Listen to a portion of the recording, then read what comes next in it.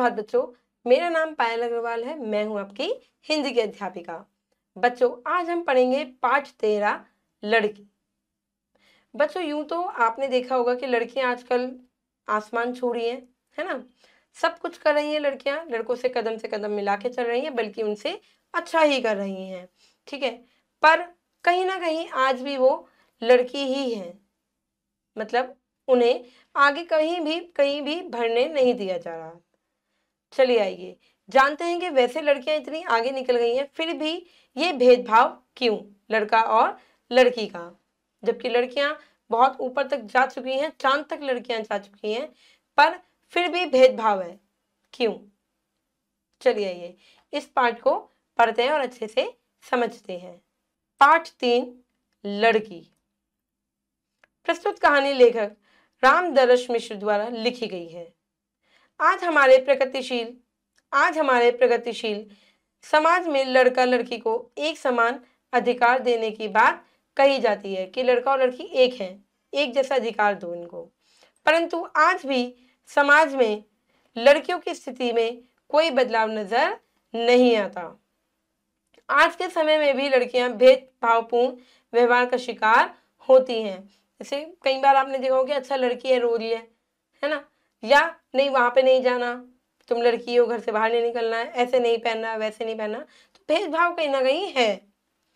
इस कहानी में गांव की एक लड़की का चित्रण हुआ है जिसे केवल लड़की होने के कारण अपने ही माता पिता से पक्षपात और कष्टपूर्ण व्यवहार झेलने को मिलता है कि सिर्फ वो लड़की है, इसलिए उसे कष्ट मिलता है। चलिए, उसने एक बार देखा, फिर सिर झुकाकर पढ़ने लगी।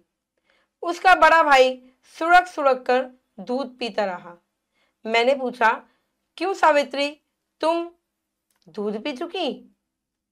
उसने मेरी आंखों को देखा, कुछ बोली नहीं, पढ़ने लगी। जाड़े की सुबह थी, मतलब कि ठंड थी।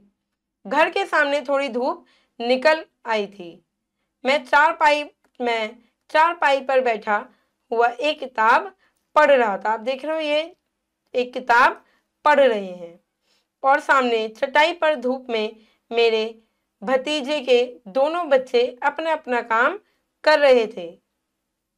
लड़का स्वेटर पहने था, पाँव में जूता था, और लड़की के पाँव नंगे थे और वह केवल सूती फ्रॉक पहने थी। आप देख रहे हैं, जिसने जूते पहन रखे हैं और लड़की के पैरों में कुछ भी नहीं है। ये फुल स्लीव्स है, देखो आप, स्वेटर पहन रखा है उसने किस्म से, ये देखिए स्वेटर पहना हुआ है, पर लड़की देखो कुछ नहीं है ऐसा पहना हुआ है इसने। कोचता क्यों है, पढ़ने दे, लड़की चिल्लाई कि भाई मुझे पढ़ने दे। मैंने देखा लड़का उसे कोच रहा है, उसकी कलम छीन रहा है, मतलब बड़ा शैतान लड़का था। खुद तो पढ़ता नहीं, मुझे भी पढ़ने नहीं देता, दिन रात शैतानी करता है। लड़के, खुद तो तू पढ़ता नहीं है, मुझे भी पढ़ने नहीं दे रहा, कभी पेंसिल छीन रहा है, कभी कुछ कर रहा है। लड़की ने लड़के को थोड़ा परे धकेल दिया, ऐसे जैसे धक्का देते ना, ऐसे थोड़ा सा कर दिया, क्योंकि वो उसे परेशान कर रहा था पढ़ते पढ़ते। वह थोड़ा लुढ़क गया, तब ऐसे उसने धक्का दिया हल्का सा, तो वो गिर गया, मतलब वह उठा और बहन के बाल पकड़कर खींचने लगा। लड़की जोर जोर से चीखने लगी। भाई वो लड़की को परेशान कर रहा था अपनी बहन को, तो उसने जरा सा धक्का दिया तो वो गिर गया, तो लड़के ने क्या करा, उसके बाल खींच लिए। तो लड़की चिल्लाई, उसको दर्द हो रहा था। मुझे गुस्सा आ रहा था, इच्छा हुई कि उठकर 3-4 झापड़ उस बदतमीज को रसीद कर दूं, मतलब कि उन्हें गुस्सा आ रहा था, वो सोच रही थी मैं सिर्फ 3-4 चाटे लगा दूं, लेकिन अपनी हैसियत समझकर चुप रह गया। 2 दिन के लिए मेहमान की तरह शहर से यहाँ आया हूँ, मारने पर पता नहीं क्या प्रतिक्रिया हो माँ बाप की। मतलब उन्हें लग रहा था कि मैं तो दो दिन के लिए यहाँ पे आया हूँ, अगर मैं इनके लगा दूं इसके चाटा तो पता नहीं माँ बाप मुझे क्या बोले। इससे केवल डांटा, छोड़ छोड़, क्यों मार रहा है उसे। वह मेरी परवाह किए बिना अपना काम करता रहा, मतलब उससे सुनी नहीं, वो अपना काम करता रहा। बच्चों की माँ किसी काम से बाहर निकली, दृश्य देखा और फिर चुपचाप अंदर चली गई। मतलब उसकी माँ निकली बाहर, उसने देखा कि ये लड़ाई बड़ाई हो रही है, वो उसके बाल बाल खींच रहा है, पर वो कुछ कहा नहीं उन्होंने, वो अंदर चली गई। मैंने सोचा शायद माँ को किसी बात की चिंता नहीं है, मैं ही कुछ करूं। उन्हें सोचा माँ ने देख लिया, चलेगी, कोई चिंता ही नहीं उनको। तब तक लड़की की आजीज आकर लड़के की बाह पर दांत गड़ा दिए। जब वो लड़की को छोड़ नहीं रहा था, उसके बाल खींच रहा था, तो लड़की ने क्या करा, उसके बाह पर, उसके हाथ पर जरा सा दांत मार दिया, मतलब हल्का सा। अरे बाप, मार डाला, वह चिल्लाने लगा। माँ जाते जाते मुड़ पड़ी, मतलब वो जा रही थी ना, तो वो मुड़ गई, झपट कर आई और लड़के को गोद में उठा लिया। क्या हुआ रे, उससे पूछती है लड़के से कि क्या हुआ। इसने काट लिया। अरे बाप रे, लड़का बोलता है इसने मुझे काट लिया। वह और भी जोर से चिल्लाने लगा। माँ ने लड़की की पीठ पर 3-4 लात जमाते हुए कहा, पूछा, क्यों री चुड़ैल, इसे काट क्यों लिया। वो पूछती है उसे बड़े गलत तरीके से कि क्यों री चुड़ैल, क्यों काटा तूने इसे। तो लड़की सुबकती हुई बोली, मतलब कि रो रही थी, सुबकते हुए बोली, मैंने नहीं काटा, मतलब मैंने काटा नहीं, यह मेरी कलम छीन रहा था, जो मैं लिख रही थी, पेन, पेन मतलब कलम, कलम छीन रहा था, बाल खींच रहा था, छोड़ ही नहीं रहा था। छुड़ाने के लिए मैंने हल्के से दांत गड़ा दिए, मतलब कि हल्के से दांत मार दिए। तो बच्चा बोलता है, वो लड़का बोलता है, नहीं माँ, इसने जोर से काटा था। चुड़ैल कहीं की, माँ बोलती, चुड़ैल कहीं की, कलम छीन रहा था तो दे देती होती, मतलब दे देती अगर कलम छीन रहा था, पढ़ लिख कर लॉर्ड गवर्नर बनेगी क्या। माँ ने कलम छीनकर लड़के को दे दिया, मतलब कि उसका पेन छीना और दे दिया लड़के को। उसे पुचकारते हुए बोली, लो लिखो मेरे लाल। अब आप यही देखो, लड़की थी इसलिए उसको मारा, और लड़के की गलती थी पर उसे कुछ नहीं कहा, उसे गोद में उठा लिया। हाँ लिखो मेरे लाल। लड़की ने मुंह चुराते हुए कहा, इसे लिखना आता भी है, रोज क्लास में पिटता है, चुप कर और चल काम कर। उसकी माँ को गुस्सा आ गया, उसने जब बोला कि इसे तो कुछ लिखना ही नहीं आता, रोज पिटता है तो क्लास में, तो उसकी माँ को गुस्सा आ गया, उसने कहा चल तू काम कर। बैठ गई सवेरे सवेरे पोथी पतरा लेकर, रख राख पड़ी है खेत में फेंका। उसने कहा अपनी किताबें लेकर बैठ गई सुबह सुबह, अरे राख पड़ी है, इसको खेत में फेंका, मतलब कि काम कर घर का। लड़की उठी, थोड़ी देर बाद वह सिर पर राख की खांची उठाते हुए खेत की ओर जा रही थी और साहबजादे कलम वलम फेंक कर खेलने चले गए। मतलब जब तो उसे लग रहा था मैं इसका पेन ले लूं, और पेन दिया भी था, कलम दे दी थी, पर कलम वलम फेंक के वो खेलने के लिए चला गया। दोपहर हुई। दोपहर हुई। लड़की माँ के इशारों पर भाग भाग कर काम करती रही, जैसे जैसे माँ बोली वैसे वैसे वो काम करती रही। माँ अपने भतीजे के साथ खाना खाने बैठा तो देखा, मैं अपने भतीजे के साथ खाना खाने बैठा तो देखा सामने लड़की चुपचाप बैठी है, मतलब कि उसे खाना नहीं मिला है। मैंने पूछा, सावित्री तुमने अभी तक खाना नहीं खाया, मतलब तुमने अभी तक खाना खाया क्या। चेहरा उतरा उतरा सा है। आओ तुम भी बैठ जाओ। उसने कहा तुमने खाना नहीं खाया अभी तक, तुम आओ हमारे साथ ही बैठ जाओ। अरे वह बाद में खा लेगी, खाइए आप लोग। लड़की की माँ ने कहा, लड़की की माँ ने कहा अरे वो तो बाद में खा लेगी, तुम खाओ। मैंने भतीजे की ओर देखा, उसके चेहरे पर कोई प्रतिक्रिया नहीं थी, उसे कोई फर्क नहीं पड़ रहा था। तब तक लड़का कहीं से आ गया, धूल धूसरी सा चिल्लाने लगा, अरे बड़े जोर से भूख लगी है, खाने को दो। खाने लगा, कह रहा मुझे तो बहुत जोर से भूख लगी है, खाने को दो पहले। आओ आओ मेरे लाल, लड़के से बोलती, आओ मेरे लाल आओ, जल्दी से हाथ मुंह धो लो, तब तक खाना परोस रही हूँ। तुम हाथ मुंह धो लो, मैं खाना परोस रही हूँ, मतलब कि थाली में लगा रही हूँ। उसने सामने पड़े कटोरे को पांव से मारा और पांव पटकता हुआ बोला, नहीं। उसने क्या करा, जो कटोरा रखा था उसे पांव से धक्का मारा, मतलब पांव मारा, और उसने कहा नहीं, पहले खाने को दो, भूख लगी है, मतलब कि मैं हाथ मुंह नहीं दूंगा, पहले मुझे खाने के लिए दो। तो कहती है अच्छा भाई गुस्सा मत करो, लो खा लो। माँ ने झट से लड़के के सामने थाली रख दी, तो लड़का था इससे उसने थाली रख दी, और लड़की देखो भूखी थी। मतलब आप देखिए कि लड़का था तो उसके हाथ मुंह भी नहीं धुलवाए और सीधा खाने के लिए प्लेट दे दी, थाली दे दी।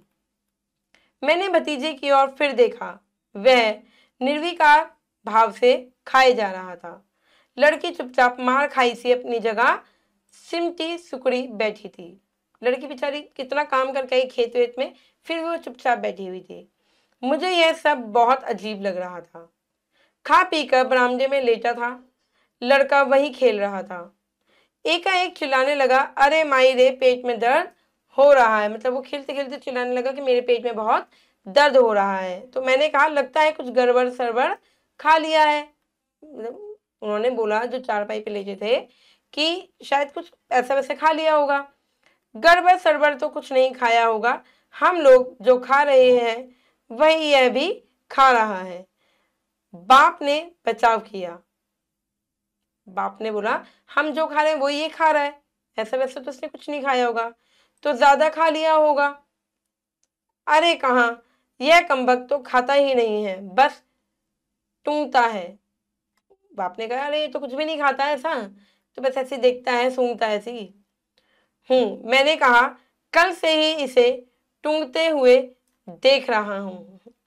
अरे बहुत तेज दर्द हो रहा है, वह चिल्लाया। वो चिल्लाया कि मेरे पेट में बहुत दर्द हो रहा है। सावित्री, हाँ बाबूजी, कहती हुई वह भागी भागी बाहर आई। उसके हाथ में दाल भात से भरा कटोरा था, शायद वह खा रही थी। खाते खाते भाग आई थी। वो दाल और भात खा रही थी और वो उसने देखा उसको दर्द हो रहा है, आवाज लगी सावित्री, तो वो खाते खाते ही आ गई। देख, खाना वाना बाद में खा लेना, जरा भागकर वैद्य जी को बुला तो ला। खाना तुम बाद में खा लेना, पहले वैद्य जी को बुला के लाओ, क्योंकि इसके पेट में बहुत दर्द हो रहा है। तब तक मैं बनिए के यहाँ जा रहा हूँ सोडा लेने। क्या लेने? सोडा लेने। सोडा जलता है ना।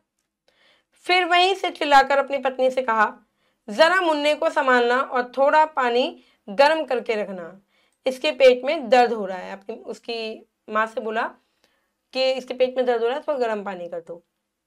मैंने कटोरे को देखा, दाल और मोटा भात, लेकिन हम लोगों को तो बढ़िया चावल का भात मिला था और इस लड़की के लिए सब्जी वब्जी कुछ भी नहीं।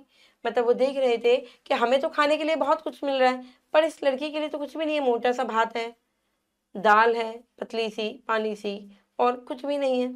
और हमें तो बहुत अच्छा खाना था। वो लड़की इतनी मेहनत कर रही है तो उसे तो कुछ भी नहीं मिला खाने को। भतीजा बनिए के यहाँ से झल्लाया हुआ लौटा।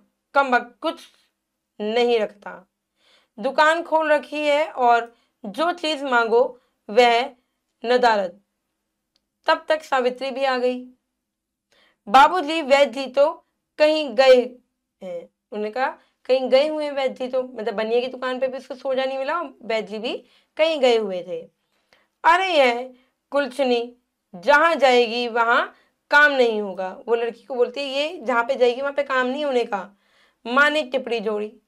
जब माँ ने बोला कि ये तो जहां पे जाती है वहां उसे कुछ नहीं मिलता, जैसे कहते हैं मनहूस, ये तो मनहूस है। लड़का चिल्लाए जा रहा था, रुको रुको, तुम लोग परेशान ना हो, शायद मेरे पास दर्द की कुछ गोलियां हो। तो इन्होंने बोला कि शायद तुम परेशान मत हो, मेरे पास कुछ दर्द की गोलियां हैं। गोलियां मिल गई, खिलाई। ठीक है, गोली मिल गई उनको, बच्चे को खिला दी लड़के को। लड़का राहत अनुभव करने लगा, उसे नींद आने लगी। माँ उसे देखकर अंदर चली गई, सावित्री से कहती गई, दो चार झूठे बर्तन हैं, इन्हें मांज डालना। मतलब कि झूठे बर्तन पड़े उसको तुम मांज लेना। मैंने सावित्री को गोद में उठा लिया। इस लड़की के लिए मैं भीतर तक आर्द्र हो आया था। उसे प्यार किया, फिर कहा, तुम्हारा खाना पड़ा है, खा लो बेटे। देखो आप देख रहे हो ये कितने, फिर भी बड़ी खुशी से वो खाना जो भी उसे मिल रहा है वो खाना खा रही है। गोद से उतरकर उसने कटोरा उठा लिया, धीरे धीरे खाना खाने लगी। एक निरुद्वेग उदासी उसके चेहरे से चिपकी हुई थी। मैंने कहा, सावित्री बेटे। उसने खाते खाते चेहरा ऊपर उठाया, जैसे कह रही हो, हाँ कहिए। मतलब इतना उसके साथ गलत हो रहा था बच्चों, खाना भी नहीं खा पा रही थी, फिर भी आप देखो वो खुश थी। तुम्हें बुरा नहीं लगता? उन्होंने पूछा, तुम्हें बुरा नहीं लगता? तो पूछती है वो, क्या दादाजी? अरे यही जो कुछ तुम्हारे साथ होता है। तो लड़की ने कहा, उसने इनकार में सिर हिलाया कि मतलब मुझे नहीं लगता। तो उन्होंने पूछा क्यों? मैंने पूछा, तो लड़की हूं ना, तो लड़की ने जवाब दिया कि मैं लड़की हूं इसलिए मेरे साथ ऐसा होता है। मैं भीतर तक शर्मरा गया। लड़की उसी निरुद्वेग भाव से खाती रही कि ऐसे कैसे हो सकता है। एक लड़की है, वो अपने बारे में ये सोच रही है कि मैं लड़की हूँ इसलिए मुझे ऐसे खाना मिलता है, ऐसे डांट मिलती है, ऐसे फटकार मिलती है, ऐसे मुझे कहा जाता है, इसलिए बच्चों सम्मान नहीं मिल रहा है उसको। कहने को लड़कियां चांद तक चली गई हैं। चलिए बच्चों करते हैं अभ्यास। सही उत्तर पर सही का निशान लगाएंगे। प्रस्तुत कहानी में कौन सी समस्या है? बेटा बेटी में भेदभाव। बच्चों में भेदभाव है, लड़की में। माँ ने झट से लड़के के सामने क्या रख दिया था? थाली रख दी थी। लड़की किसके इशारों पर भाग भाग कर काम करती रही? अपनी माँ के। लड़का अनुभव करने लगा गोली लेकर राहत का, उसे गोली लेकर राहत मिल गई थी। चलिए बच्चों आगे बढ़ते हैं। अब हम करेंगे रिक्त स्थान। निम्नलिखित रिक्त स्थानों को भरिए। लड़का दिन रात शैतानी करता था। दिन रात। मैंने पूछा सावित्री, तुमने अभी तक खाना नहीं खाया क्या? खाना नहीं खाया क्या? भाई सुड़क सुड़क कर दूध पीता रहा। सुड़क सुड़क कर दूध पीता रहा। लड़की के पांव नंगे थे। भतीजा बनिए के यहां से चिल्लाया हुआ लौटा।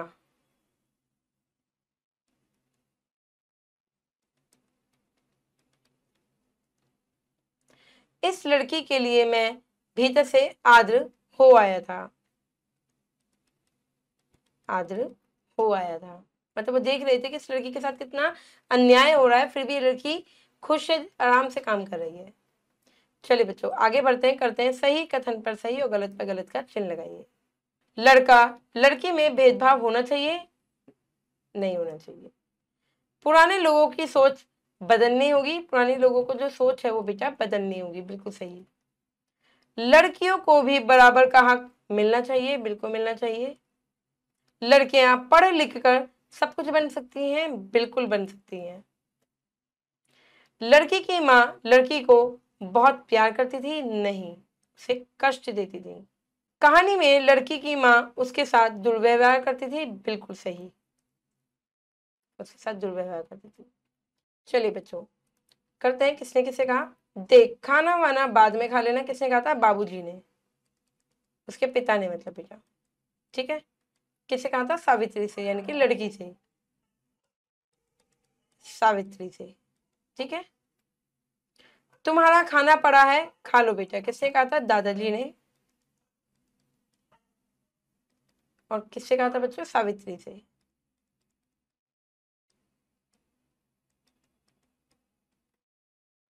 लड़की हूं ना किसने कहा था? सावित्री ने।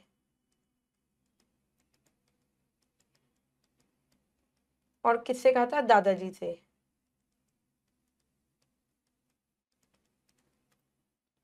क्यों सावित्री तुम दूध पी चुकी? किसने कहा था? दादाजी ने। और किससे कहा था बच्चों? सावित्री से।